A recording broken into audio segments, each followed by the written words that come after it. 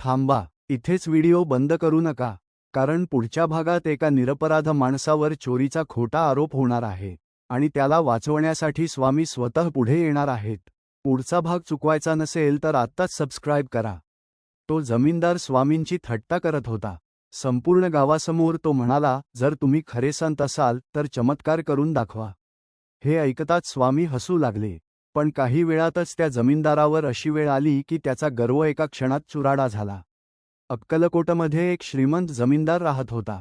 त्याच्याकडे भरपूर पैसा, जमीन आणि नोकरचाकर होते. त्याला आपल्या संपत्तीचा खूप गर्व होता. गावातील लोक स्वामींच्या दर्शनासाठी जायचे, पण तो नेहमी त्यांची थट्टा करायचा. एक दिवस तो थेट स्वामींसमोर आला आणि म्हणाला, लोक तुम्हाला संत म्हणतात, पण मला तुमच्यावर विश्वास नाही. सगळे गावकरी घाबरले. स्वामी मात्र शांत बसले होते. जमीनदार पुन्हा म्हणाला, जर तुमच्यात शक्ती असेल तर माझ्या कोरड्या विहिरीत पाणी आणून दाखवा. सगळ्यांना वाटलं आता स्वामी रागावतील.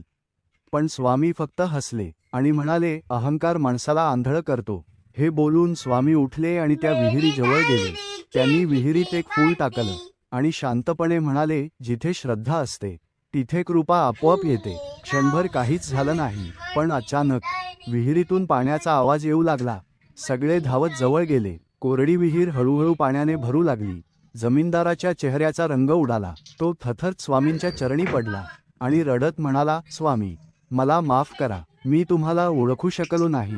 स्वामी त्याच्या डोक्यावर हात ठेवून म्हणाले, गर्व सोड, भक्ती स्वीकार. त्या दिवसापासून तो जमीनदार स्वामींचा निष्ठावान भक्त बनला.